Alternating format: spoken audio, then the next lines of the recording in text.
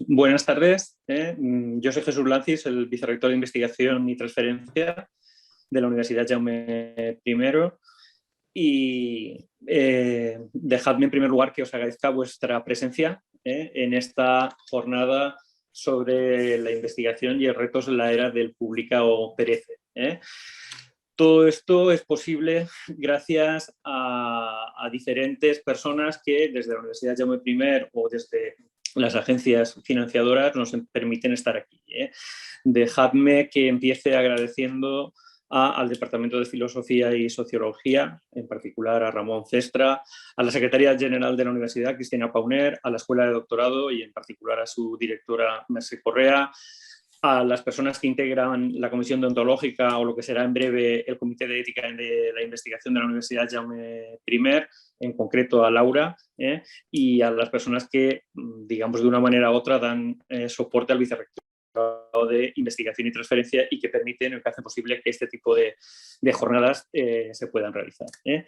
También quiero agradecer a la Generalitat Valenciana, en concreto a la Consellería de Participación, Transparencia, Cooperación y Calidad Democrática, que en el marco de sus políticas y de sus líneas de apoyo financian parcialmente esta jornada. Y dejadme también que finalice agradeciendo a Elsa González, la coordinadora del proyecto EDNA, que es un proyecto de la Unión Europea que tiene por objeto el desarrollar un nuevo sistema de gobernanza ética en instituciones públicas y en concreto en la Universidad Jaume I, que, como no puede ser de otra manera, será uno de los sitios en los que se implementen gran parte de las conclusiones de este proyecto. Antes de dejar paso también a los conferenciantes, dejadme que agradezca a los ponentes de la jornada de hoy, de la jornada de mañana y de la jornada del jueves. En concreto, gracias a Alberto Martín de la Universidad de Granada, que nos hablará hoy sobre las rutas de acceso abierto a la publicación científica, nuevos modelos y pago por publicar. A un habitual, porque esta sesión, digamos que es continuación de la que ya iniciamos el año pasado, y ya nos acompañó también de la Universidad de Granada Emilio Delgado, que mañana nos hablará sobre cómo evitar caer en las revistas y en los congresos depredadores. Y dejadme que agradezca también a Susi Marcos de la Universidad del País Vasco, a Lluís Montoliu del Consejo Superior de Investigaciones Científicas y a Alberto Pastor de la Universidad Miguel Hernández, que el jueves nos hablarán sobre investigación y comités de ética, porque son más necesarios que nunca. Todo esto se enmarca en el plan de formación en competencias y habilidades en investigación y en transferencia de conocimiento que se impulsa desde el vicerrectorado en colaboración con la Escuela de Doctorado. Yo creo que cada vez somos más conscientes de que es necesario formar a nuestros investigadores, porque la investigación es una profesión, es una carrera en la que es necesario adquirir una serie de habilidades y competencias científicas. Durante muchos años estas competencias se han ido adquiriendo, digamos, de manera fragmentada, de manera desorganizada a lo largo de lo que es la incorporación de los investigadores en formación a los grupos de investigación, pero yo creo que cada vez más desde el ámbito europeo, desde el ámbito nacional, reforzado por lo que fue el Real Decreto de Estudios de Doctorado, se insiste más en la necesidad de formar a las personas jóvenes que se incorporan en el ámbito de la investigación. Esto es una herramienta o una actividad muy arraigada en los países más avanzados científicamente y que tiene que formar parte también de nuestras estrategias en las universidades españolas. Yo creo que cada vez más es necesario formar a los jóvenes que se incorporan a la investigación en facetas esenciales del proceso investigador, elaboración de proyectos, ejecución de la investigación, obtención y procesamiento de datos en los proyectos, en la metodología investigadora, protección y comunicación de resultados, actividades de difusión o evaluación de la investigación. Las jornadas que empezamos hoy, y ya voy a dar paso al conferenciante, se enmarcan justamente dentro de este proyecto ambicioso de la Escuela de Doctorado de la Universidad Jaume I, y en concreto una cosa que preocupa mucho a los investigadores y a las investigadoras son las prácticas de publicación. Conocer las rutas para dejar sus resultados de una manera fácilmente accesible a la comunidad, y para eso tenemos un instrumento fundamental que son las publicaciones de acceso abierto. También tenemos muchas preocupaciones, inquietudes, dudas sobre los congresos, revistas depredadoras, y es por eso que hay una segunda sesión organizada en relación a este tema. Y finalmente queremos dar a conocer el trabajo que desde hace unos años venimos haciendo en la Comisión Deontológica y en el Comité de Ética de la Investigación de la Universidad Jaume I, y que es fundamental para que muchos proyectos en el ámbito de la salud, pero también en el ámbito de las ciencias humanas y sociales, se puedan desarrollar siguiendo los estándares de integridad científica que reclama la sociedad a los investigadores y a las investigadoras. Por mi parte, nada más, dar muchísimas, estoy seguro que van a ser unas jornadas muy satisfactorias para las personas que nos acompañáis, y dejadme que finalice dando las gracias a Laura Bernal, que es una persona que desde hace un tiempo nos acompaña y nos da soporte en la Comisión Deontológica de la Universidad Jaume I, y que tiene una gran dedicación y un gran compromiso. Por mi parte nada más, Laura, te doy la palabra. Perfecto, muchísimas gracias, Jesús. Bueno, la verdad es que la presentación creo que ha quedado clarísima, no tengo nada más que añadir. Simplemente dar paso a Alberto Martín, que viene de la Universidad de Granada, que es un experto en métodos de investigación, open access, rutas de publicación y sistema de la evaluación de la investigación. Tiene numerosas publicaciones. Simplemente voy a mencionar una de las últimas en las que ha realizado un trabajo de comparativa multidisciplinar entre el Google Scholar, Microsoft Academic, Scopus, Dimension, Web of Science and Open Citations. Y creo que todo lo que nos viene a contar sobre rutas de acceso abierto a la publicación científica, nuevos modelos y el pago por publicar, nos hará desde luego debatir mucho y aprender sobre este tema. Así que cuando quieras, Alberto. Muchas gracias por invitarme. Laura y Jesús, estoy encantado de participar aquí en la Universidad Jaume I. Y bueno, pues la charla de hoy, pues como han dicho, va a tratar sobre el acceso abierto, ¿no? Y como decía Jesús, pues mi intención principal es mostrar, digamos, una visión general y organizar un poco esos conceptos, esos términos que a lo mejor los investigadores jóvenes ya han empezado a escuchar, pero no tienen todavía una idea muy bien formada sobre qué significan, ¿no? ¿Qué es el acceso abierto? ¿Qué modalidades de acceso abierto existen? ¿Hay que pagar por el acceso abierto? ¿Por qué hay que pagar tanto en algunos casos? ¿Cómo es posible que un artículo pueda costar publicarlo 2.000 o 3.000 euros, ¿no? Y bueno, hablar un poco de en qué se sustenta todo esto, ¿no? Bueno, aquí tenemos el índice.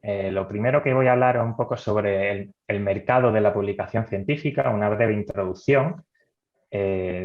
También desde antes de que se practicara el acceso abierto, ¿no? Para saber un poco de dónde venimos y por qué estamos donde estamos, ¿no?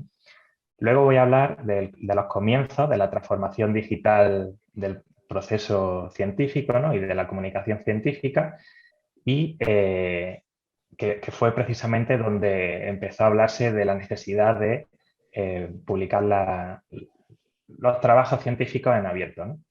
Luego vamos a intentar darle sentido a toda esta nomenclatura que ha surgido de una forma no muy organizada alrededor de este ámbito, ¿no? La ruta verde, la ruta oro, es posible que la hayáis escuchado ya, vamos a hablar de todo eso.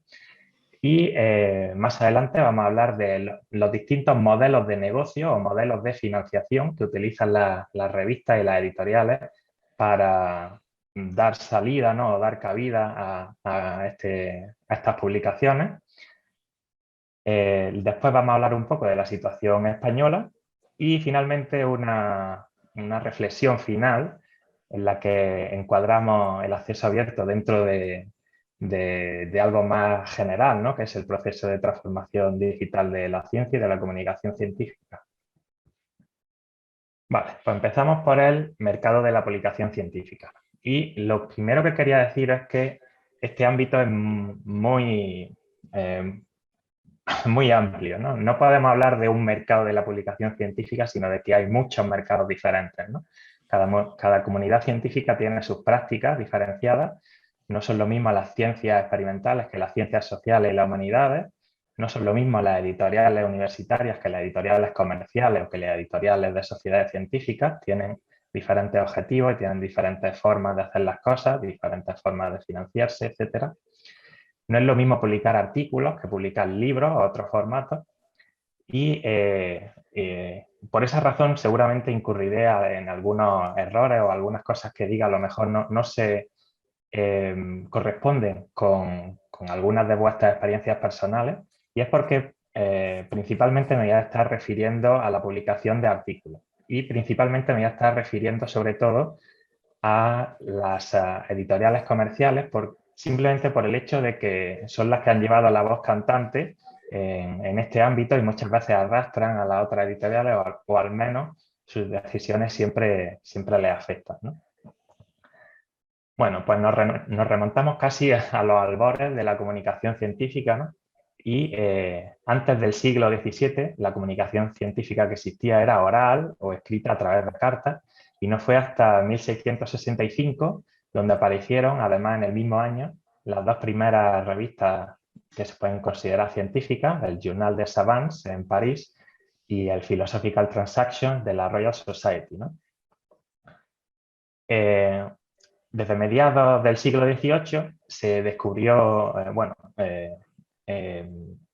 se ha visto que hubo un crecimiento exponencial del número de revistas. Esto lo descubrió Derek de Sola Price. Es una de las leyes bibliométricas, ¿no? El crecimiento exponencial de la ciencia. Sabemos que el crecimiento siempre está acelerándose. Y a finales del siglo XX, sobre todo a partir de los años 70, se ha visto que se produjo una concentración de las revistas y de los trabajos en un número pequeño de editoriales comerciales. Si veis aquí un trabajo de La Rivière en 2015, en el año 1970, tanto en ciencias experimentales como en sociales, el número o el porcentaje de artículos que eran publicados por las editoriales que no son las más grandes, que las más grandes son Elsevier, Wiley, la American Chemical Society, Springer, Taylor & Francis y Sage, pues los artículos publicados por editoriales que no eran esas 5 eran el 80% en los años 70. Sin embargo, a principios de la segunda década del siglo XXI, ese porcentaje había disminuido a menos del 50%. Es decir, que casi la mitad de los artículos publicados, bueno, este trabajo seguramente trabaja con la base de datos Web of Science o Scopus, pero bueno, nos sirve para este propósito, ¿no? Pues la mitad de los trabajos eran publicados por estas 5 editoriales comerciales, ¿no? Entonces, tenemos como una de las tendencias principales esa consolidación del mercado, esa concentración de revistas en unas pocas editoriales. Además de eso, tenemos lo que llamamos la crisis de las publicaciones seriadas, y esto consiste en que los precios que las editoriales y las revistas han estado cobrando normalmente a las bibliotecas por acceder a sus contenidos, pues ha ido aumentando de una manera acelerada en las últimas décadas, a la vez que los presupuestos de las bibliotecas no crecían paralelamente, ¿no? Entonces, las instituciones cada vez han tenido más dificultades para mantener este acceso, y aquí tenéis un ejemplo en el que incluso la Universidad de Harvard ya se estaba quejando en 2012 de que no era capaz de pagar todas las revistas que quería contratar, ¿no? Por los precios que tenía. Incluso la Universidad de Harvard, que será de las mejores financiadas en todo el mundo, ¿no? Y bueno, en conclusión, sobre el mercado de la publicación científica, lo que podemos decir es que es un mercado disfuncional, ¿de acuerdo? Es un mercado disfuncional porque es un oligopolio en el que unas pocas editoriales comerciales tienen un control desproporcionado. Además, esa consolidación tiende a crecer, ya lo hemos dicho, y todo esto resulta sorprendente porque cuando nos damos cuenta de que este mercado de publicación no es como otros mercados de publicación, por ejemplo, el mercado de la publicación de ficción, pues los autores dependen de las ventas que se hacen de sus libros y ganan dinero a partir de eso, ¿no?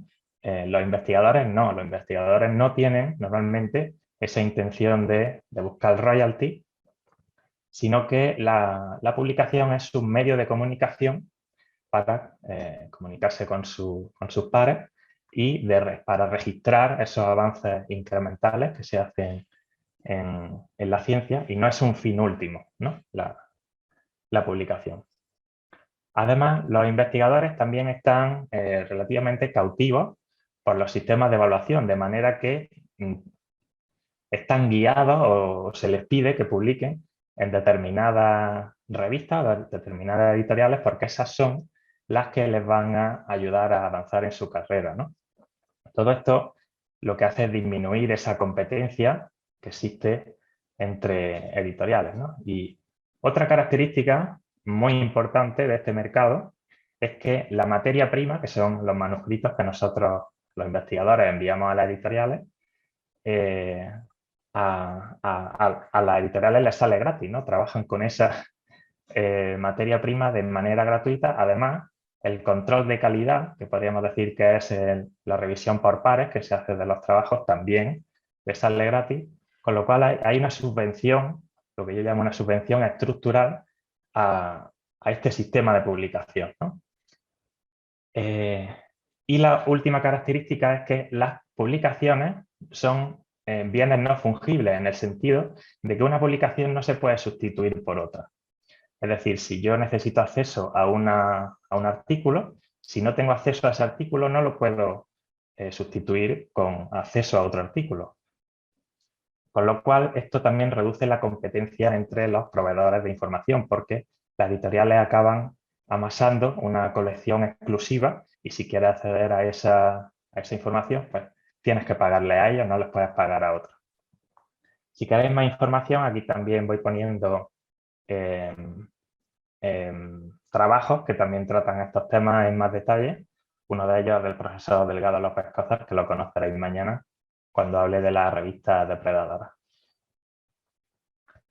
De acuerdo, hemos acabado la primera sección en la que hablamos un poco del mercado de la publicación. Ahora vamos a hablar de la transformación digital de la comunicación científica. Aquí nos remontamos a finales del siglo XX, donde en 1989 un informático del CERN, llamado Tim Berners-Lee, inventó la World Wide Web. Y fijaros en este correo que os pongo aquí, porque es muy curioso. Cuando le preguntaron sobre, digamos, qué objetivo o por qué decidió inventar la World Wide Web, que ha sido un desarrollo que ahora, hoy en día, estamos utilizando todos los días, mirad lo que dijo. Dijo, el proyecto empezó con la filosofía de que mucha de la información académica debería ser gratis accesible para cualquiera. ¿De acuerdo? Entonces, uno de sus objetivos era precisamente facilitar este proceso. En 1991 comenzó uno de los repositorios más conocidos, repositorios científicos, que es Archive. En principio solo albergaba documentos del área de la física, pero se ha ido ampliando. Nosotros, por ejemplo, lo utilizamos muchísimo todavía. Y a lo largo de la década de los 90, del siglo XX, las grandes editoriales pues, empezaron a lanzar sus plataformas web. ¿Y qué es lo que hicieron? Lo que hicieron fue reproducir exactamente el modelo de suscripción que tenían en el formato papel. Esto me recuerda un poco a lo que pasó poco después de que se inventara la imprenta en Europa, ¿no? Lo que se hizo con los primeros libros impresos fue copiar exactamente lo que se hacía con los últimos libros manuscritos, ¿no? Pues aquí eso fue un poco lo que hicieron estas editoriales. Trasladaron exactamente ese modelo de suscripción a la web y para ello, siendo la web, digamos, por defecto abierta, lo que tuvieron que hacer es gastar el esfuerzo y el dinero en implementar unas barreras de pago, lo que se llaman las paywalls, para evitar que la gente que no hubiera pagado las suscripciones pudiera entrar a esos contenidos, ¿no? Y aquí ya se ve de forma bastante clara, digamos, esa incongruencia, ¿no? Por una parte, nosotros queremos o los científicos suelen querer que todo el mundo pueda acceder a sus trabajos sin barreras. Sin embargo, las editoriales se dedicaron, digamos, a dificultar este proceso de manera un poco, pues digamos, tuvieron que esforzarse, ¿no? Porque digamos que la tecnología estaba predispuesta hacia ser abierto, ¿no? Las barreras de pago, por supuesto, pues solo sirven al ánimo de lucro de estas editoriales, ¿no? Las barreras de pago no sirven, no son útiles para ningún usuario, ¿no? De hecho, entorpecen y causan fricción en la experiencia de uso, ¿no? Además, estas editoriales lo que hacían era pedir a los usuarios que transfirieran su copyright, con lo cual los autores estaban literalmente regalando su propiedad intelectual y los derechos de explotación de esas obras para que las editoriales pues, pudieran obtener beneficios, ¿no? Aquí se utiliza una expresión que parece que la cola está meneando al perro y no al revés, ¿no? Que sería lo normal, ¿no? Es decir, un aspecto del sistema, la editorial, está entorpeciendo el objetivo principal de la publicación, que es que se pueda acceder a esa información para servir a sus propios beneficios. También en los 90 se empezaron a publicar las primeras revistas en acceso abierto. Por ejemplo, una editorial pionera fue BMC, Biomed Central, que precisamente más tarde fue adquirida por Springer, ¿no? De nuevo vemos aquí la consolidación.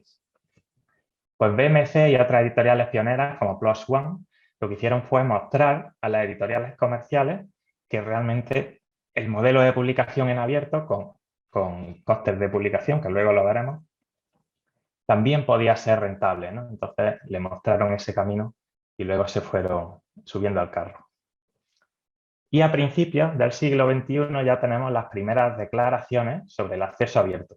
La primera fue la que se llama la Budapest Open Access Initiative en 2002 y es una declaración, la primera línea o la primera oración es la siguiente, ¿no? Dice: una antigua tradición y una nueva tecnología se han unido para hacer posible un bien común sin precedentes. ¿A qué se refiere aquí?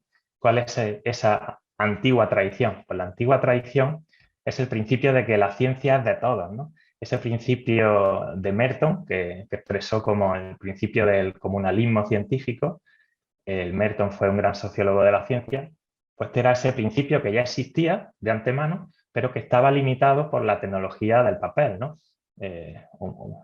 Una revista en papel pues solo se puede acceder cuando tiene acceso físico a ella, ¿no? Pero con esta nueva tecnología se podía hacer posible, digamos, ese objetivo de hacer la información accesible de forma más fácil. Aquí tenemos una definición, no la voy a leer entera, de una de las muchas que se ha hecho del acceso abierto de la Declaración de Berlín, y la pongo aquí porque en la Universidad Jaume I, así como muchas universidades españolas, han firmado esta declaración, ¿no? Y aquí se ponen algunos de los detalles sobre qué condiciones debe cumplir pues, un documento en acceso abierto, ¿no? Pues que el acceso sea gratuito, irrevocable para todo el mundo y que el documento tenga una licencia que permita a los usuarios copiar, usar, distribuir, transmitir y mostrar el trabajo públicamente, ¿no? Hacer obras derivadas para cualquier propósito responsable, siempre que haya atribución. Vale, pues pasamos a la siguiente fase, que son lo que yo llamo los sabores del acceso abierto, ¿no? O bueno, lo llama así mucha gente. Porque un problema que ha tenido el acceso abierto es que la nomenclatura se ha desarrollado de una forma muy poco organizada y además muy arbitraria. A lo mejor había escuchado en la ruta verde y la ruta dorada al acceso abierto, ¿no? La ruta verde se refiere a que el documento se deposita en un repositorio de acceso abierto que puede ser institucional, temático o de cualquier tipo, ¿no? Y la ruta dorada se refiere a revistas que no utilizan ese modelo tradicional de suscripción, acceso a los documentos por suscripción, sino que son revistas en acceso abierto. Todo el mundo puede acceder a los documentos sin tener que pagar. Pero luego fueron surgiendo más términos todavía. Luego apareció el término diamante o platino, también para distinguir dentro de las revistas de acceso abierto, pues había algunas que cobraban a los autores por publicar y otras que no, ¿no? Pues para distinguir a las que no cobraban a los autores por publicar se utiliza el término diamante o platino, ¿no? Para las revistas.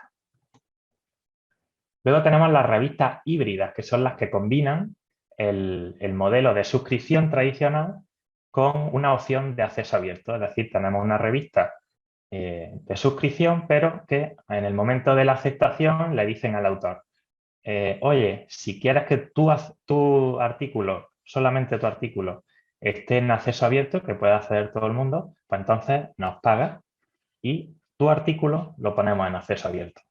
Los autores entonces tienen que decidir. Si deciden no pagar, pues se publica, pero se publica bajo un paywall. Luego tenemos otras distinciones como el acceso abierto gratis y libre. Gratis significa que el documento está gratuito, pero no hay una licencia abierta o hay una licencia poco permisiva, ¿no? ¿Qué se refiere? La licencia es lo que el autor decide o el dueño de los derechos de autor decide que los demás pueden hacer con su obra. Entonces yo puedo querer que con mi obra se pueda visualizar y se pueda compartir, pero no quiero que se utilice con fines comerciales o no quiero que se modifiquen, ¿no? Pues todo eso se puede definir, luego lo hablaremos. El acceso abierto gratis, por tanto, la licencia es poco permisiva, mientras que en el acceso abierto libre, pues tiene ya una licencia más permisiva. Luego tenemos el acceso abierto bronce.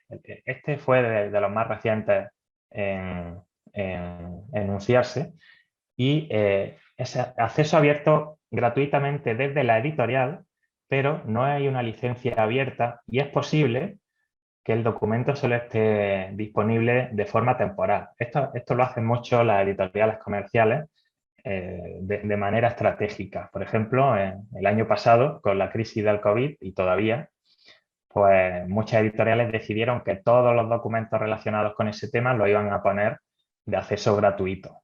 Pero durante la crisis es posible que si en algún momento esta crisis al menos se controla, pues decidan ponerlos de nuevo bajo pago. En algunos casos también se hace por propósitos promocionales. A lo mejor un número concreto de una revista lo pone en abierto durante un tiempo determinado porque quieres darle publicidad. Y luego tenemos el acceso abierto que pueden llamar negro o gris, que simplemente es acceso abierto donde se ha hecho una infracción de copyright. Aquí seguramente os suena la página Sci-Hub. Pues Sci-Hub, en muchos casos, los documentos que tiene infringen el copyright, ¿no? No deberían estar en abierto porque los derechos las tienen las revistas y lo que ha hecho Sci-Hub es copiarlos y ponerlos de forma pirata, ¿no? ResearchGate, RG, también en algunos casos tiene este problema. Lo tiene principalmente porque los propios autores suben los documentos, ya bien sea porque no estén al tanto de que han firmado, le han transferido los derechos a las editoriales, o bien porque les da igual, ¿no?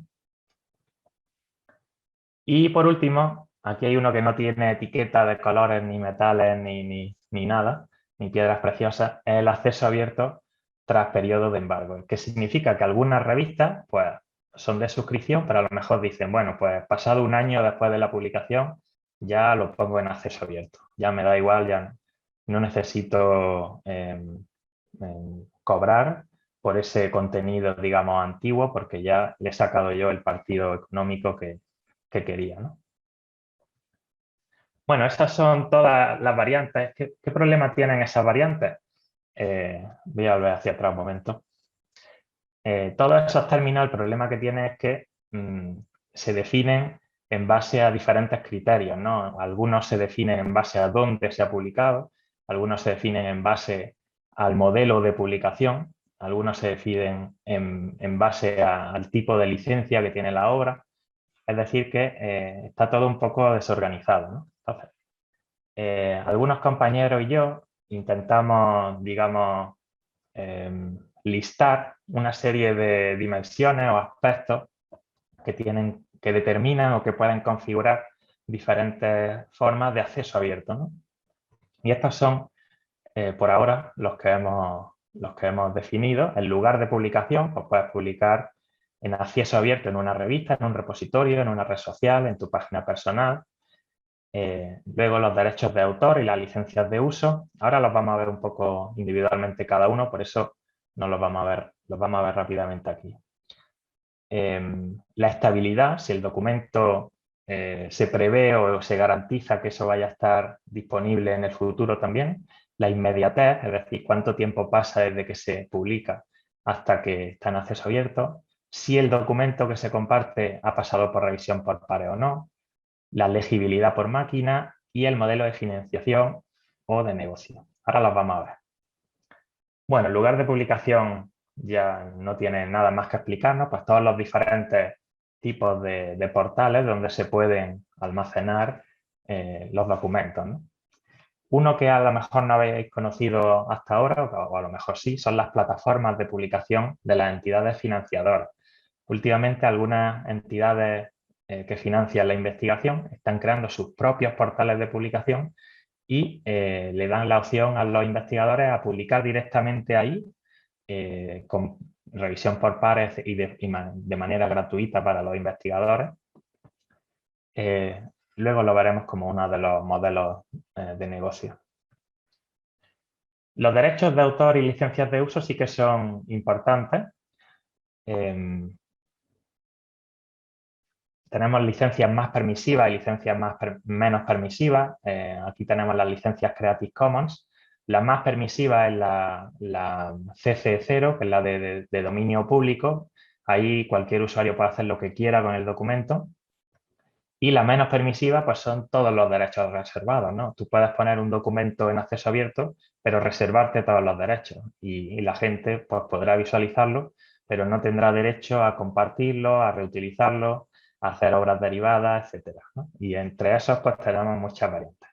Como creo que no tenemos mucho tiempo, no me voy a detener, pero aquí las tenéis.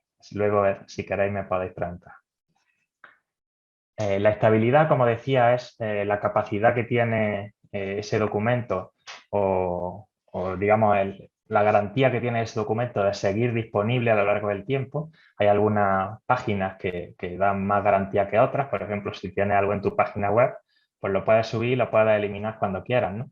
Pero, sin embargo, en las revistas pues mantienen lo que se llama el registro académico. Si algo se publica, no se puede despublicar. Se puede retractar como mucho, pero el documento original tiene que seguir ahí porque tiene que quedar constancia de que eso ha existido. Inmediatez, ya lo hemos dicho, ¿no? Lo que tarda un documento en ponerse en acceso abierto desde que se publica. Aquí normalmente el problema está con el acceso abierto en ruta verde porque las editoriales ponen restricciones para compartir los documentos en repositorios, ¿no? Por eso he puesto aquí estas imágenes de dos servicios, de dos plataformas, en las que podéis consultar las políticas que tienen las editoriales para compartir en repositorios, ¿no? A veces pues ponen un periodo de embargo de 1 año o solo lo puedes poner en determinados repositorios, etcétera. La revisión por pares del documento, ¿no? Puedes compartir a veces un preprint o a veces puedes compartir la versión aceptada, pero todavía la que tú enviaste a la revista, o puedes compartir también, dependiendo de los permisos, la versión final publicada. Luego tenemos la legibilidad por máquina, que esto es importante, porque un artículo no es solo el PDF en el que leéis el texto completo, ¿no? Son también todos los metadatos que permiten que se identifique ese artículo fácilmente en bases de datos, etcétera, ¿no? Por ejemplo, Crossref, si no os suena, es la plataforma que genera los DOI, digamos, los números identificativos de los artículos, libros, etcétera. Pues esta plataforma también almacena los metadatos de los documentos para los que se genera el DOI, y esos metadatos están en abierto, por lo menos parcialmente, ¿no? Luego hay algunos metadatos que las editoriales son las que deciden si se ponen en abierto o no, y para eso ha habido, para poner esos metadatos también en abierto, pues ha habido diferentes iniciativas, diferentes grupos de presión que han intentado convencer a las editoriales para poner en abierto, por ejemplo, las listas de referencias bibliográficas de cada documento, para que con eso, por ejemplo, se pueda generar un índice de citas abierto, que pueda competir con índices de citas propietarios como Web of Science, Scopus o Google Scholar. Y algo parecido se ha hecho para los resúmenes.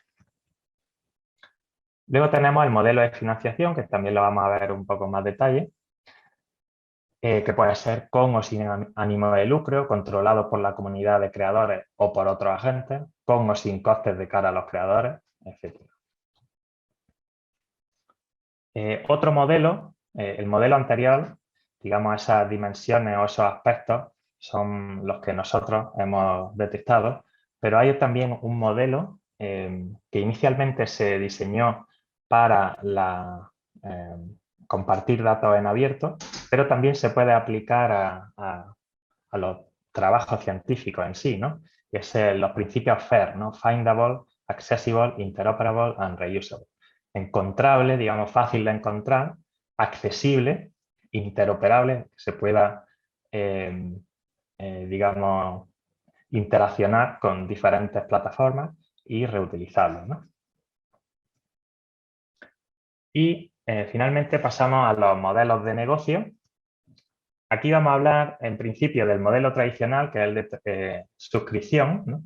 Suscripción a la revista para acceder al contenido.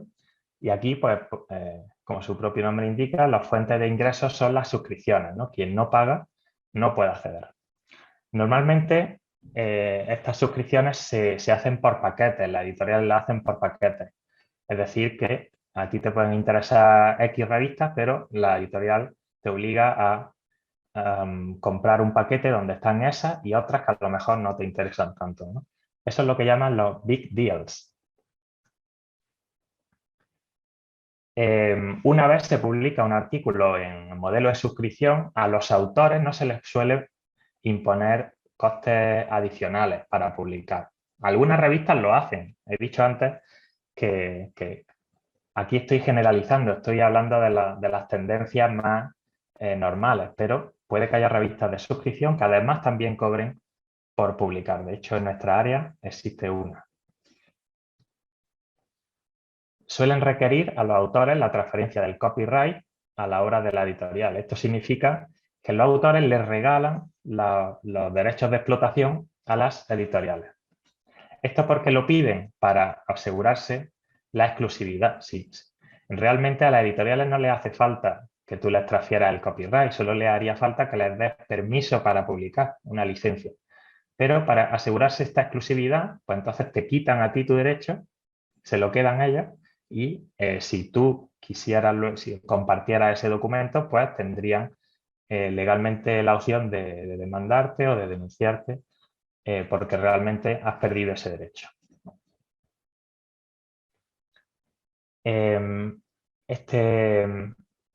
Con este modelo se suelen declarar políticas para publicar los artículos en repositorios, pero suelen ser bastante restrictivas, ¿no? Esta es la ruta verde, es decir, no pagas por publicar y luego, bueno, tienes algunas opciones para publicar el documento en abierto, pero con restricciones. Normalmente tienes que esperar un periodo de embargo o solo puedes compartir determinadas versiones.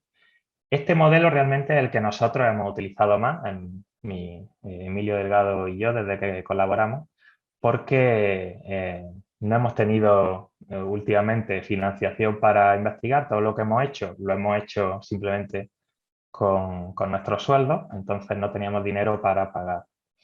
Y así nos hemos apañado bastante bien los últimos años, es decir, hay opciones. Por ejemplo, con la editorial Elsevier, que parece que es de las más cerradas, pero tiene una política para compartir inmediatamente la versión aceptada en determinados sitios, como en el repositorio Archive o en tu página web personal. Luego tenemos el modelo, digamos, que yo creo que le resulta más extraño a los creadores, ¿no? Que es las revistas Full Open Access que cobran a los autores por publicar, ¿no? Entonces aquí los ingresos son los llamados APCs, que inicialmente se solían llamar Article Processing Charges, ¿no? Costes de procesamiento de los artículos, pero han aprovechado que empieza por la misma letra y algunas editoriales ya lo llaman Article Publishing Charges, porque realmente no te están cobrando por el coste, sino lo que ellos te quieren cobrar por publicar, ¿no? Este modelo de publicación no elimina completamente los paywall desde el punto de vista de los creadores, sino que las mueven de sitio. Antes los creadores tenían que tener acceso, tenían que haber pagado la suscripción para poder entrar, ahora tienen que pagar para poder publicar. Desde el punto de vista de los que son solo consumidores, por supuesto, pues se elimina el paywall, ¿no? Pero desde el punto de vista de los investigadores, no. Algunas reflexiones sobre este modelo es que si lo pensáis, no, como aquí realmente el coste o los ingresos se están dividiendo entre menos gente, ¿no? No estás pagando solo lo que cuesta publicar tu artículo, porque las revistas no publican todos los artículos que les llegan, algunos los rechazan. Entonces, ese coste de gestionar los manuscritos que acaban siendo rechazados, pues también se transfiere parcialmente a aquellos a los que sí le aceptan el artículo y lo publican. Es decir, estáis pagando o estamos pagando el coste de que a otros les rechacen los artículos. También este APC puede estar determinado por las reglas de mercado, por ejemplo, la reputación o el factor de impacto, o por el coste del servicio. Esto depende de los objetivos que tenga la editorial. Si es una editorial no comercial, pues puede decidir que el precio del APC esté determinado por lo que vale realmente el servicio, y otras editoriales comerciales pues pueden decidir que ese precio esté determinado no solo por el coste, sino además por pues, que esa revista pues, tiene mucho caché y como hay mucha gente que quiere publicar allí, pues se pueden permitir cobrar más.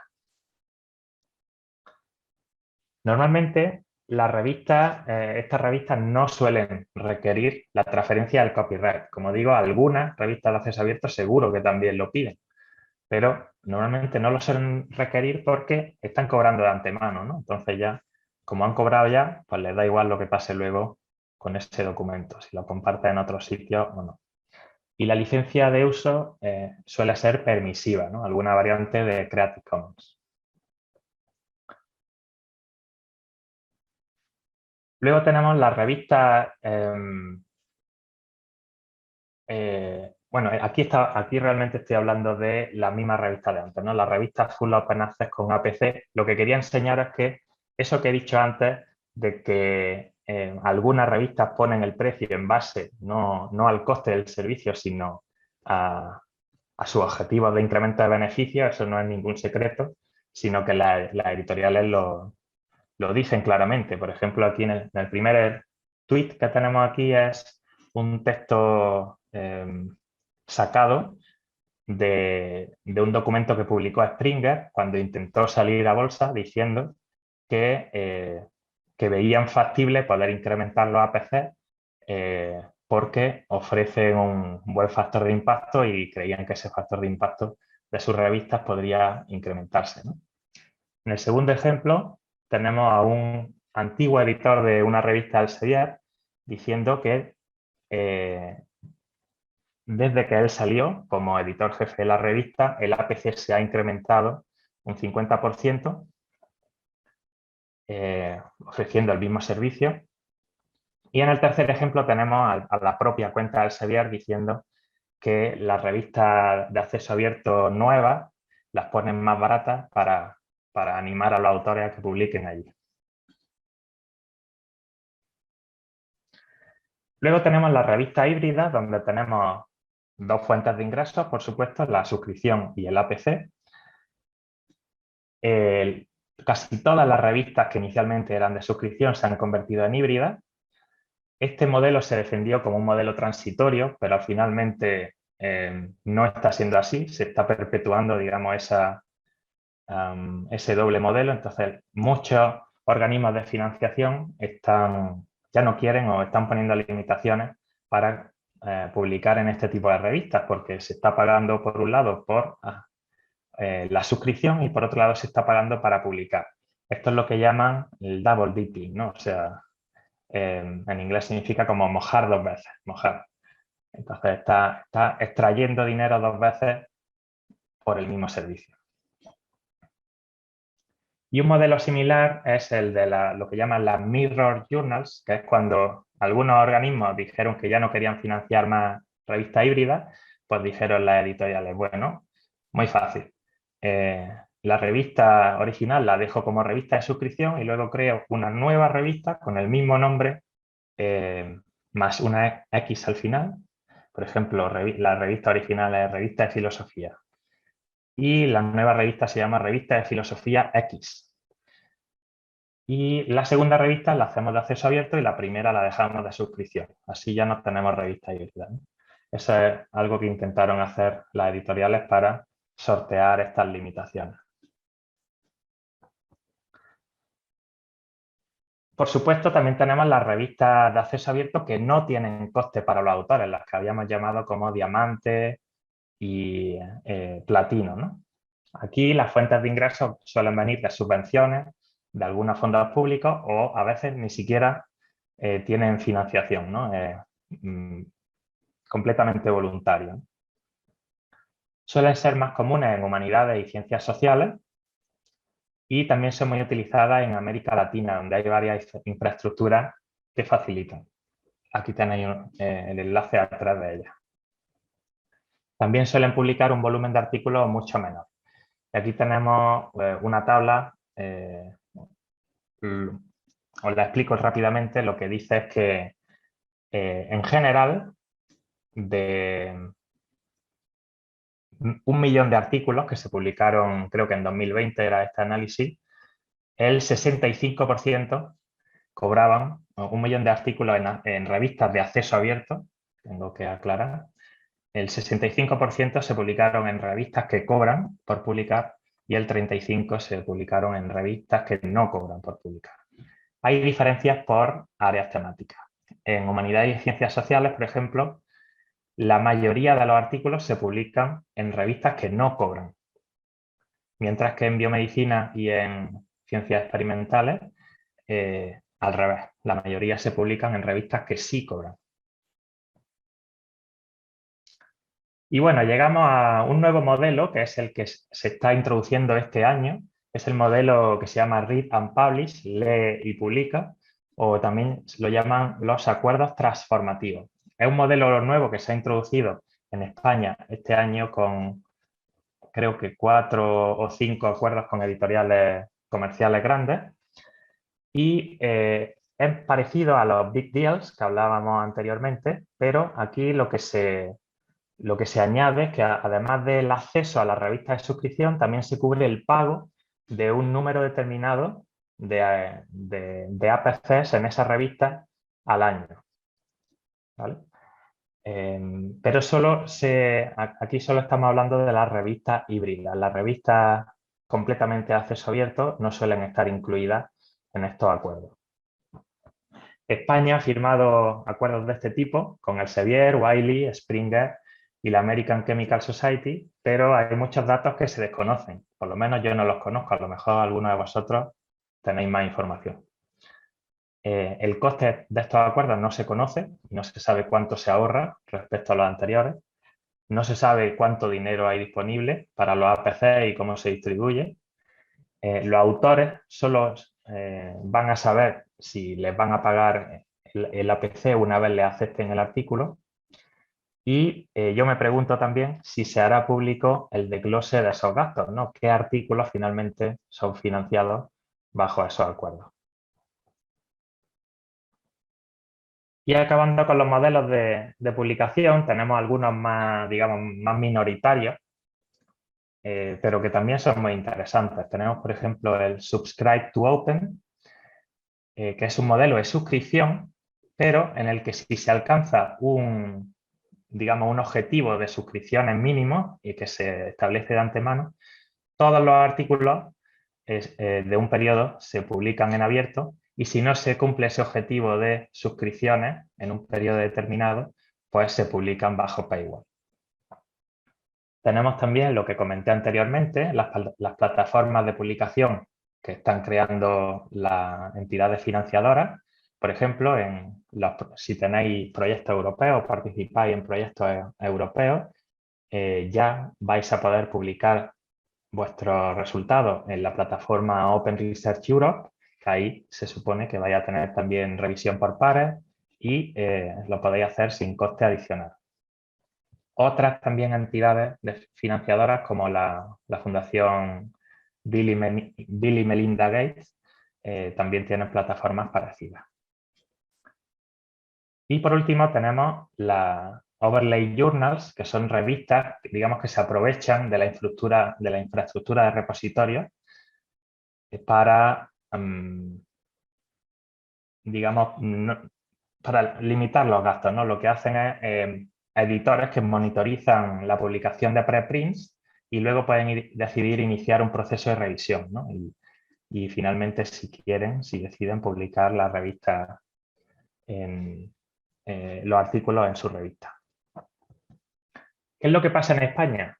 Pues no sé si lo sabéis, pero en España tenemos un mandato de acceso abierto desde 2011 con la Ley de la Ciencia. El problema es que no se cumple. Como que tenemos poco tiempo, voy a ir ya lo que queda más rápido, ya nos queda muy poquito. El problema es que no se cumple. Aquí tenemos dos estudios que nos dicen que solo el 9% de los trabajos que deberían haberse hecho en acceso abierto según la ley lo hicieron. Otro estudio encontró que a nivel de instituciones el nivel de cumplimiento estaba entre el 1 y el 35%.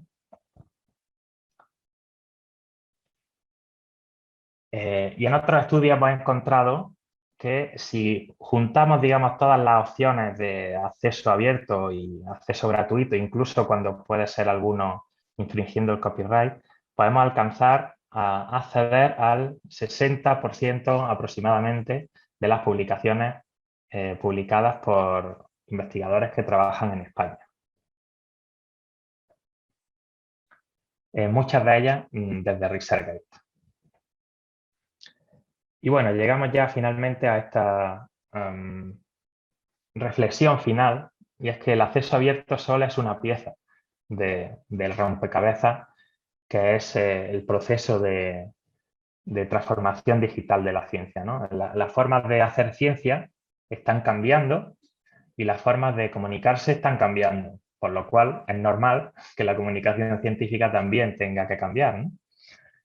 El acceso abierto generó mucha esperanza inicial entre algunos sectores, pero se ha comprobado que no es el único aspecto relevante del proceso de transformación digital, con lo cual, si solo se modifica este aspecto sin tener en cuenta las demás piezas del sistema, pues podemos tener consecuencias negativas, ¿no?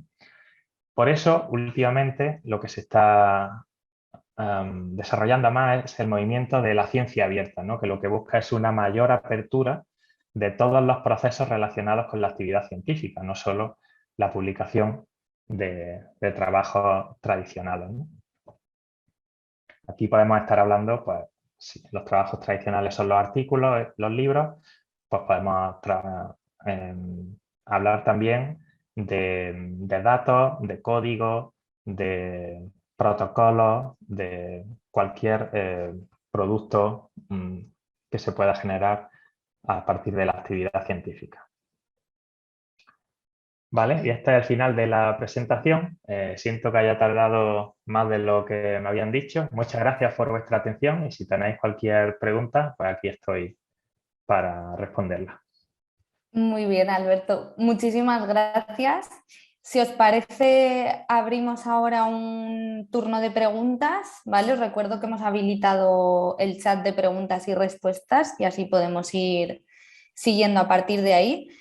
Yo voy a aprovechar y voy a hacerte mi primera pregunta con subpreguntas un poco, pero retomando la idea que has comentado, ¿no? De ese proceso de digitalización de la ciencia en el que vuelve o se recuerda, ¿no? Porque no es que se había olvidado, pero quizá vuelve otra vez o toma más énfasis esta idea de que la ciencia precisamente se hace también para todos y para todas. En ese sentido, ¿qué tipo de argumentos, por ejemplo, podríamos esgrimir para decir que, si es que se puede decir, si puede haber una relación entre la calidad científica de, en este caso, papers, etcétera, y la publicación en abierto? Y también, ¿qué beneficios y de qué manera podríamos quizá, ¿no?, animar tanto a las instituciones como al personal investigador, ¿no? Que al final, también como tú has dicho, pues no reciben un beneficio económico, sino que está vinculado con un compartir, mejorar y también una consolidación de la parte de la carrera. De acuerdo. Bueno, la primera pregunta sobre si hay una relación entre la calidad de la publicación y la publicación en abierto. Bueno, realmente publicar en abierto no significa que el trabajo vaya a tener más calidad que publicar en cerrado. Eso va por separado, ¿no? Pero sí es verdad que las prácticas abiertas, no solo publicar en abierto, sino también las prácticas de ciencia abierta que incluyen otros tipos de publicaciones, por ejemplo, si además del trabajo también publica el código, también publica los datos, eso facilita a otros investigadores que una revisión mucho más exhaustiva y al final eso va a repercutir en que si hay algún error en el trabajo original, que eso se pueda detectar más rápidamente y se pueda arreglar y que eso, pues, que alguna conclusión que pudiera ser errónea en base a algún fallo que hayan tenido los investigadores originales se pueda solventar más rápidamente. Es decir, cualquier práctica que aumente la transparencia y la apertura de la actividad, pues todo eso va a repercutir en unos resultados al final más fiables, ¿no? La segunda pregunta sobre qué podríamos hacer sobre cómo animar, ¿no? Creo que esa era la pregunta, ¿no? ¿Cómo animar a los investigadores? Bueno, realmente es que si somos investigadores lo que queremos es aprender cosas nuevas sobre los temas que nos interesan, ¿no? Con lo cual la publicación en abierto lo que más rápido te va a permitir meterte en esa conversación que te interesa, hablar con gente que tiene los mismos intereses que tú. Nosotros, por ejemplo, la práctica que tenemos es siempre en el mismo momento que enviamos a la revista, publicamos el preprint en un repositorio y eso siempre nos ha dado una visibilidad increíble. Nuestros preprints han tenido una muy alta visibilidad antes de que se publiquen porque hemos utilizado esas prácticas y eso pues siempre va a repercutir en que la conversación sea pues más eficiente y que trabajemos de manera más eficiente con nuestros compañeros investigadores. Muchas gracias, Alberto. Te voy a ir haciendo algunas de las preguntas, ¿vale?, que han ido poniendo en el chat. Vale. Lorena, sí, las sesiones como serán grabadas, posteriormente lo difundiremos y tendréis acceso al material. Guiomar Herrera te pregunta, ¿existe algún espacio donde se pueda consultar esta característica de financiación de las revistas? ¿El modelo de publicación de la revista se refiere? Es decir, Creo que se refiere al modelo en el que se financian las revistas, supongo que vinculado con la tabla que tú nos has mostrado sobre las diferentes dimensiones, ¿no? Y los modelos de financiación. Yo creo que una herramienta como tal que te hable del modelo de financiación, no, pero realmente si estáis tratando si estáis tratando con editoriales comerciales, pues casi todas las revistas que publican, pues sabemos que tienen esa intención, ¿no? de aumentar beneficios, etcétera, y que seguramente van a cobrarte. La mayoría de las revistas, bueno, no voy a decir la mayoría de las revistas, pero la mayoría de los artículos que se publican, pues todavía se publican en revistas híbridas, ¿no? Porque revistas que han sido tradicionalmente de suscripción y que ahora también están permitiendo publicar en abierto. Bueno, estoy diciendo la mayoría de los artículos y ya no estoy tan seguro, ¿no? Porque mañana veréis con Emilio que últimamente han salido también unas editoriales que están publicando muchísimo y entonces ya en términos numéricos, pues, no sé si es más o menos, pero sí, digamos que las revistas tradicionales suelen tener este modelo híbrido, ¿no? Todavía. Jair Galindo te pregunta, ¿qué tan recomendable es tener una página web personal para publicar? ¿Conoce academia.edu y qué opina de ella? Tener una página personal para un investigador yo creo que es muy recomendable, pero no tanto por publicar ahí, que también se podría hacer, sino por la visibilidad para que cualquiera que te busque en Internet pues sepa lo que has hecho, en qué trabajas y cuáles son tus intereses. Para publicar, por el tema este de la estabilidad que hemos comentado, yo no recomendaría utilizar la página personal porque ahí nunca sabes pues, cuánto tiempo va a durar esa página que tú mismo gestionas. Recomendaría mejor los repositorios de vuestras instituciones. Por ejemplo, pues la Universidad Jaume I pues, tiene su repositorio. Ahí podéis publicar vuestros trabajos siempre que tengáis permiso. Y sobre academia.edu, pues academia.edu es lo que se llama una red social académica. Es, digamos, una especie de Facebook para los científicos, igual que lo es ResearchGate.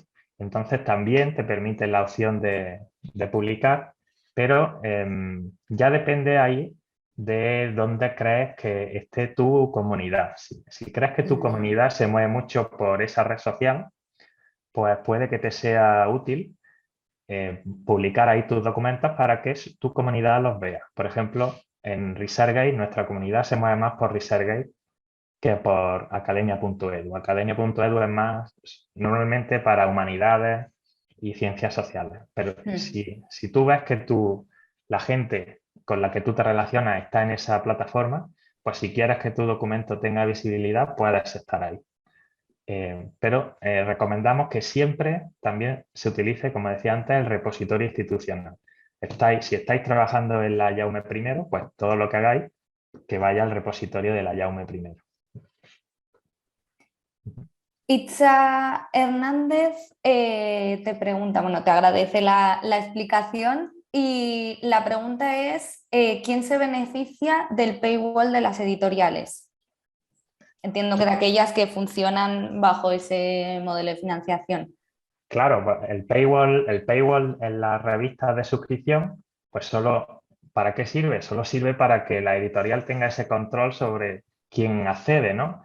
Que solo puede acceder quien paga. Entonces, como para acceder tienes que pagar, pues quien se beneficia de ese paywall es la editorial que gana más dinero con la gente que necesita acceder a ese documento, pero para los usuarios no tiene ninguna utilidad el paywall, es lo que decía, que no tiene ningún sentido, ¿no? Parece... y por eso ese modelo pues está destinado a desaparecer. Todavía lo tenemos, por lo menos a desaparecer en el sentido tan amplio en el que se está utilizando ahora mismo. Es posible que queden algunos reductos, pero la publicación va a ir al acceso abierto de una manera o de otra. No sabemos todavía cómo va a acabar. Seguramente las editoriales comerciales seguirán manteniendo su poder, pero de una manera o de otra vamos a ir yendo hacia el acceso abierto. Diego Hidalgo dice: buenas tardes, qué pena que la ciencia actual sea un negocio y no un bien común. De todas maneras, quisiera preguntar si hay inconveniente en publicar primero en plataformas de preprint un artículo a pesar de que luego mande para revisión en una revista. Un poco lo que habías comentado ya anteriormente. Sí, es muy importante esa pregunta. Nosotros eso es lo que hacemos. Nosotros hacemos eso, pero también depende mucho de tus circunstancias. Nosotros sabemos cómo funcionan las revistas de nuestro ámbito. Sabemos que las revistas internacionales de nuestro área, que son las que más utilizamos, aceptan ese tipo de publicación, ¿no? Que nosotros publiquemos primero el preprint y luego se lo enviemos a ellas y luego ellos lo publican. Entonces sabemos que esas revistas aceptan ese modelo. Puede que en otras circunstancias, en otras áreas, no se acepte eso. Por ejemplo, en nuestra misma área, pero en las revistas nacionales, no les gusta tanto que se haga eso. Es decir, ellos prefieren que se publique primero en su revista y no antes como preprint, porque así pierden digamos, esa novedad, ¿no? Entonces, cualquier persona que se plantea hacer eso, pues tiene que mirar las políticas que tengan las revistas en las que quiere publicar, porque las políticas de acceso abierto, ahí se explica eso. Y antes había puesto una de las herramientas que había puesto por aquí, a ver si la encuentro, que se llama Sherpa Romeo. Esta, Sherpa Romeo y How Can I Share It son unas plataformas que tú buscas la revista y te dicen pues, cómo se puede compartir el documento. Es decir, si la revista permite compartir el preprint, pues tú lo compartes. A veces puede que lo permitan compartir antes de que se publique o solo después, ¿no? Entonces tienes que mirar también las instrucciones de autor de la revista para fijarte en eso, ¿no? Si no, preguntarle directamente al editor si lo conocen, ¿no? Pero es una pregunta importante. Cada uno tiene que mirar si es posible hacer eso. Nosotros lo hacemos porque creemos que es lo correcto y además porque nos lo permiten nuestras revistas, ¿no? Las revistas de nuestro área. No, eso que comentabas es que de hecho se está generando todo un debate también en el otro chat, porque hay una parte, yo creo, de desconocimiento, sobre todo quizá en las personas también que estamos comenzando en cómo gestionar los preprints, dónde hacerlo exactamente, si es correcto o no, ¿no? Y si esto tiene algún tipo de consecuencia negativa para una posible publicación posterior. Entonces... Eso, claro, es que lo sé perfectamente. No se utiliza mucho esa vía precisamente por ese miedo. Incluso en nuestra facultad, pues nuestros propios compañeros, somos nosotros un poco los raros los que hacen eso. A nosotros siempre nos ha ido bien, pero a ellos dicen, uff, es que publicarlo antes y luego si me dice algo la revista. ¿Os puedo añadir algo, aportar algo de información? Por supuesto. A ver, yo soy de la comunidad, mi formación es en física, soy doctor en física y bueno, ya lo ha contado Alberto, uno de los primeros repositorios de acceso abierto fue Archive y la comunidad de física no tiene ninguna duda en ningún país del mundo en enviar los preprints a Archive antes de enviar los resultados a las revistas a publicar. Yo creo que un porcentaje elevadísimo de la investigación, de los resultados de investigación que se difunden en física, de los que terminan difundiéndose en las revistas más prestigiosas posteriormente, o de los resultados que han tenido más impacto, están en el repositorio de Cornell, están en Archive. Y es este tipo de repositorios más recientemente, muy recientemente, en química, en medicina. Yo creo que es una práctica y, bueno, yo no creo que genere ningún conflicto.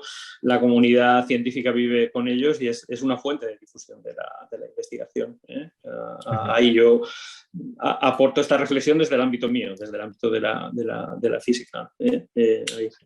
Sí, desde luego, física, es que física es el caso paradigmático de esto, porque ahí precisamente, y sobre todo en astrofísica y astronomía, en esa área, es donde casi, yo diría, más del 90%, casi el 100% de todo lo que se publica, primero se publica en un repositorio, que es Archive, y luego al final acaba en la revista y no hay ningún problema. Pero en otras áreas, por ejemplo en biomedicina, ha habido mucha reticencia durante los últimos años, hasta la crisis del COVID. En biomedicina existía una cosa que se llamaba la regla Ingelfinger, que era una regla establecida por el editor de la revista del New England Journal of Medicine, creo, si no me equivoco, que decía que la novedad era que no hubiera salido antes en ningún sitio. Si se publicaba antes en algún sitio, ya no era novedoso, ya no se puede publicar en la revista. Digamos, ese principio ya el año pasado se perdió completamente con la crisis del COVID, cuando ya todos o la mayoría de los trabajos primero se publicaban como preprint por la necesidad de vida o muerte, de ser rápido, aunque eso también causa sus problemas. Luego hemos visto que hay preprint pues, con errores que luego son aprovechados por los escépticos, por los antivacunas, etcétera, pero en general estamos viendo que es muy positivo compartir en forma de preprint, porque además eso luego permite la revisión no solo de 2 o 3 pares, que es lo que busca la revista, sino que cualquiera pueda decir lo que piensa, ¿no? Y nosotros hemos tenido conversaciones sobre nuestros trabajos y a lo mejor fuera del proceso de revisión formal nos han sugerido hacer una gráfica diferente o añadir algo y hemos dicho, pues sí, pues perfecto, muchas gracias. Y eso también es revisión abierta. Y por ahí es donde vamos a ir en el futuro. Claro, es estar también, y en la línea de lo que estabas comentando, no solo el tema de los papers, sino también la transferencia y también estar abiertos a recibir un feedback. Es decir, hay una parte que uno tiene que aceptar, ¿no? Que cuando está haciendo cierta investigación científica puede ser que llegue a hipótesis que no son las que había previsto o que haya cosas que no habían contemplado. Y está bien incorporarlo. Se entiende que es un aspecto que mejora la calidad, o sea, que lo enriquece, no lo contrario. Solo puede mejorarlo, porque lo peor que puede pasar es que nadie le haga caso. Eso es. Completamente. Lo peor que puede pasar es que nadie le haga caso a lo que tú has hecho, que también es una señal de... Efectivamente.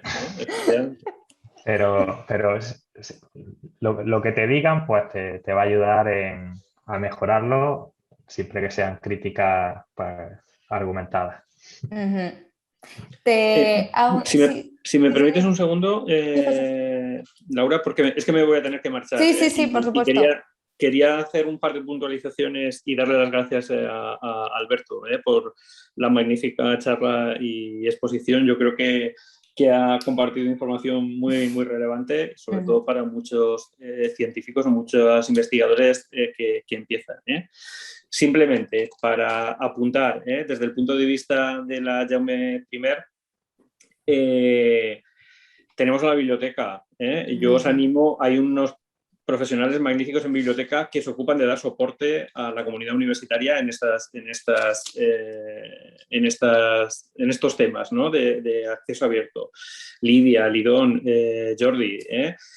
La producción científica de la Universidad Jaume I se registra en la Oficina de Gestión de la Investigación y desde allí se envía una alerta a biblioteca de que se ha publicado un nuevo resultado de investigación y desde biblioteca se ponen en contacto con los investigadores pidiendo la información para ponerla en el repositorio institucional. Cualquier duda sobre derechos de autor, sobre el copyright, sobre si una cosa es publicable o no es publicable, tenéis ahí, podéis acceder desde la página web de biblioteca o desde la página web del Vicerrectorado de Investigación. También en la biblioteca, lo ha comentado Alberto, los nuevos modelos de negocio, ¿no? Los acuerdos transformativos. También desde biblioteca se está gestionando el asunto de la gestión de los acuerdos transformativos en la Jaume I. Durante este año 21 estamos en pruebas, porque los acuerdos transformativos se firmaron justo antes de vacaciones de verano, en el mes de mayo, junio, pero desde allí ya se está gestionando y nuevamente cualquier cuestión podéis acceder a ellos. Yo quería poner en valor el trabajo de la gente de biblioteca y de que contactéis con ellos si tenéis cualquier cuestión. Y bueno, también recordar a los investigadores para animarlos, ¿no? Para incentivar, que sabéis que en la última modificación del baremo de la escala de evaluación de la actividad investigadora de la Universidad Jaume I, que se utiliza, entre otras cosas, para distribuir el presupuesto de investigación, los artículos que están en el repositorio, que están en la vía verde, publicados en el repositorio, tienen una puntuación extra, tienen un 10% de incentivo a la hora de computarse, a la hora de calcular la distribución del presupuesto entre los departamentos y los institutos de investigación.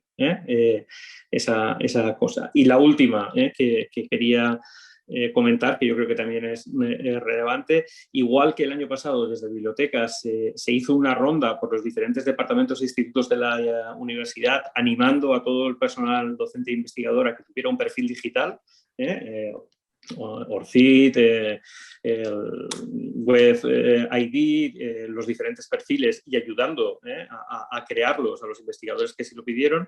Durante este año vamos a hacer una ronda también por departamentos e institutos difundiendo información similar a la que hoy estamos escuchando, sobre vías de publicación, sobre derechos de autor. Creo que es la mejor manera de llegar a la base, y trabajando también, aparte de este tipo de jornadas, después insistir en los departamentos y que desde bibliotecas se pondrán en contacto y haremos la difusión. Simplemente quería compartir esas cosas con todos los asistentes y darle nuevamente las gracias a Alberto. Y yo os voy a tener que dejar porque ahora de aquí a poco tengo otra obligación, ¿vale? Muchísimas gracias. Muchas gracias, Jesús. Vale, pues sí. La verdad es que la información que nos ha dado Jesús es fundamental para tener en cuenta. A veces estos aspectos técnicos de herramientas que tenemos dentro de la universidad los desconocemos y son realmente útiles. Entonces, si te parece, te voy a sintetizar dos últimas preguntas. Laura. Creo que Emilio sí. también Uy, tenía... Emilio, sí, vale. quería decir algo. Bueno, como perdonad a todos, a mí me corresponde venir mañana, pero vi que estaba dentro de los panelistas y aprovechándome de esa condición, yo estaba preparando una pregunta pensando especialmente en la audiencia, ¿no? Creo que sobre todo en la gente joven, ¿no? ¿Vale, Alberto? Es decir, que se le den indicaciones de carácter práctico cómo hacer en abierto sus publicaciones. Creo que lo habéis comentado, ¿no? Justamente ahora, tanto tú como Jesús, ¿no? Pero fíjate, te voy a concretar para que aclares algunas cuestiones que puedan ayudar a los... Antes de eso, una apostilla.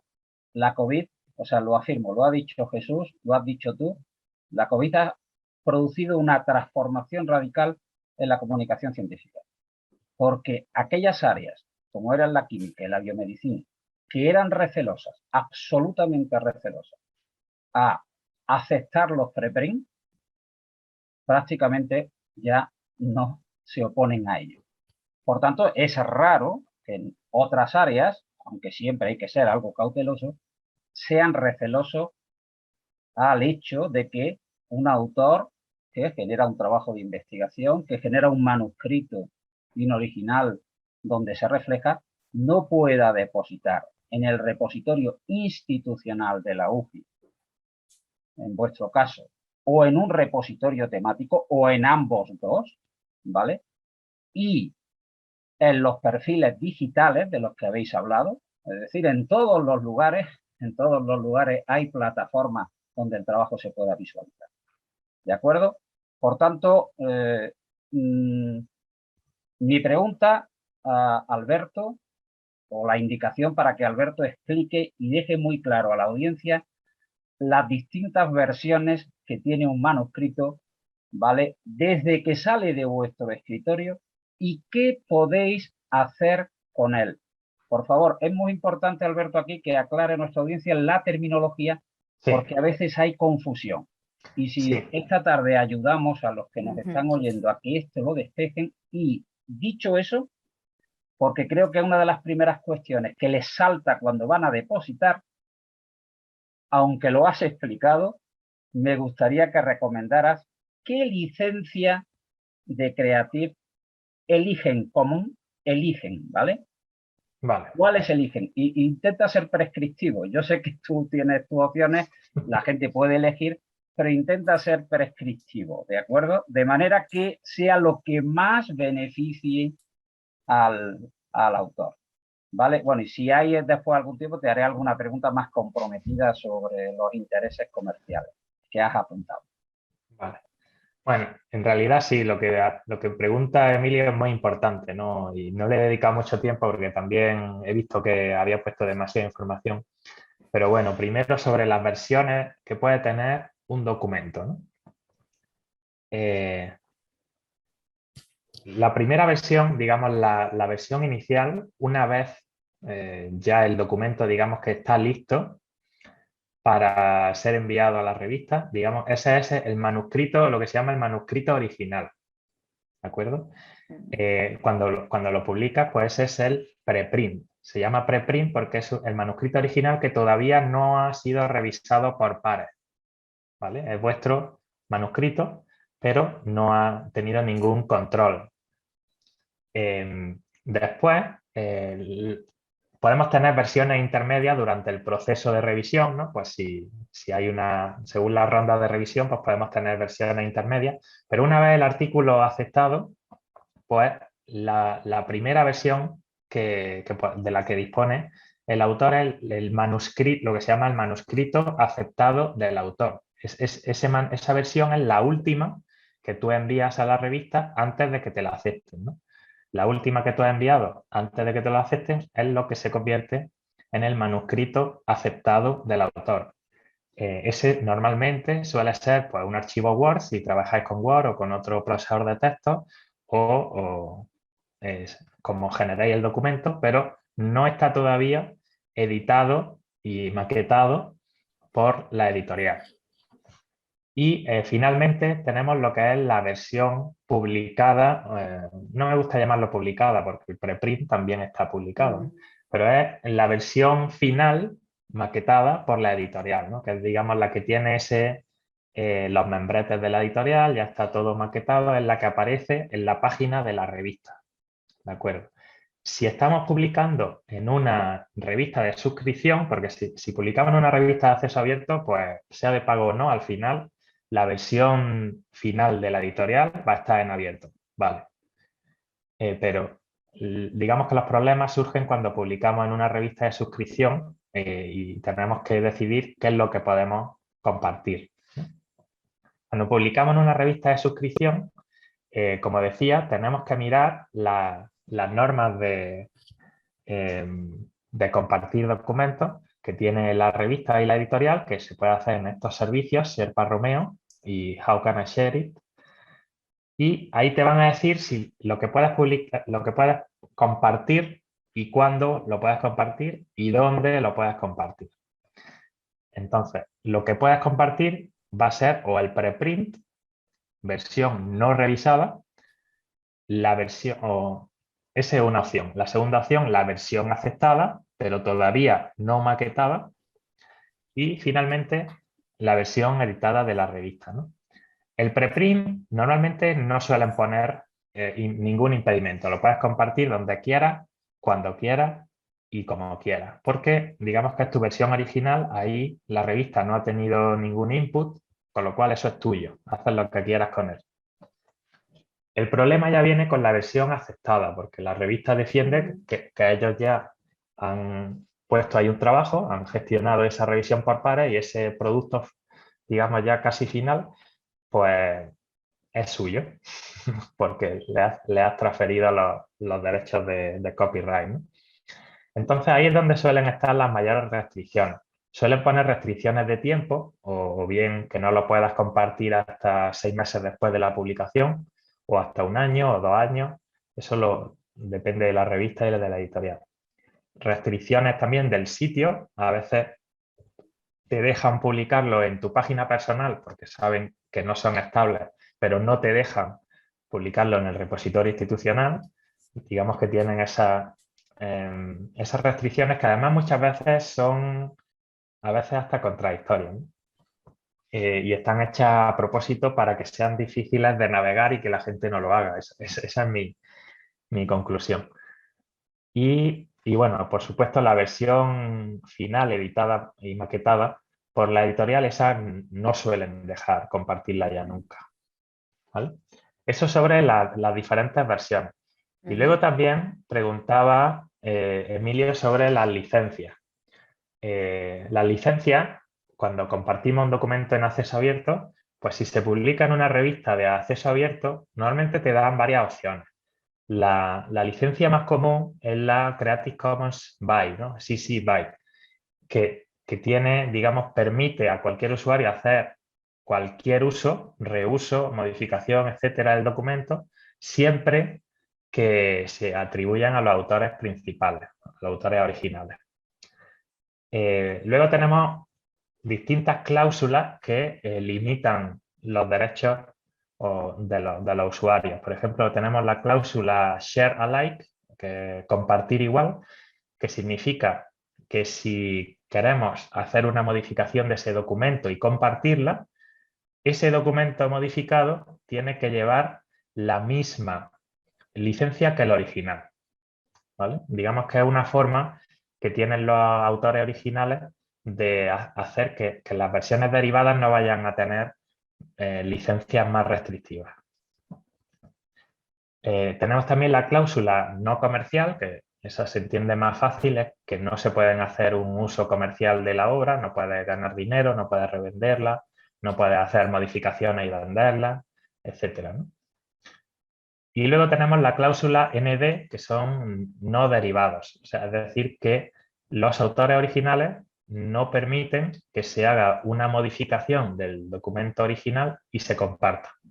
Esto, por ejemplo, pues puede ser, si no quieres, esto pasa mucho con libros, cuando, por ejemplo, el autor no quiere que se hagan traducciones no oficiales, pues si tú quieres que tu documento, que está en acceso abierto, pero no quieres que se haga una traducción no oficial, pues le pones esta cláusula, ND, y entonces los usuarios ya no pueden compartir obras derivadas, como por ejemplo una traducción o otra cosa.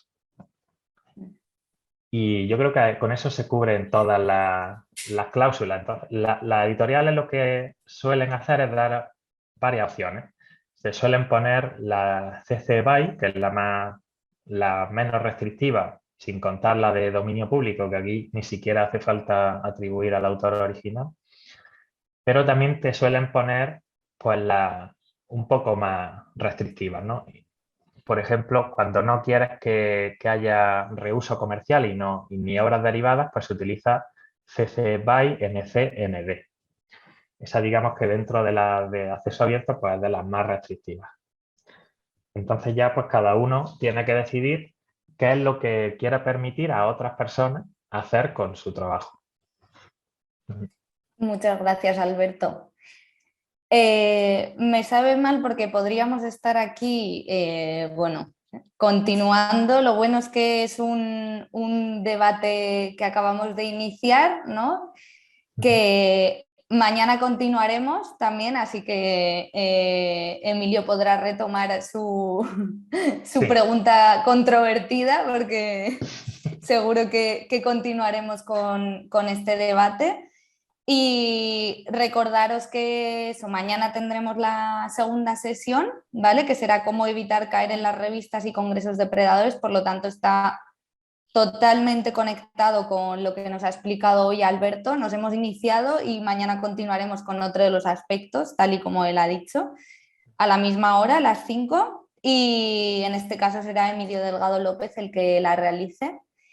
Y nada, simplemente agradecer a toda la audiencia que nos ha acompañado y que ha ido planteando este debate y aportaciones muy interesantes que nos han ido enriqueciendo. Y sobre todo a ti, Alberto, porque creo que tenemos mucho más conocimiento con esto y aunque todavía tenemos que indagar en ello, pero ya es algo mucho más cercano y vamos a continuar en este aprendizaje. Así que muchísimas gracias por tu participación, de verdad.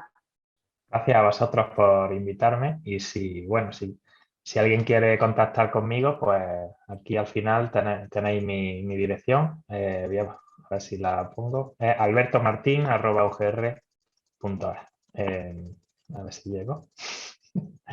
Si no, como compartiremos Exacto. este lo podemos facilitar. O sea Sí. que no te preocupes, la hacemos llegar.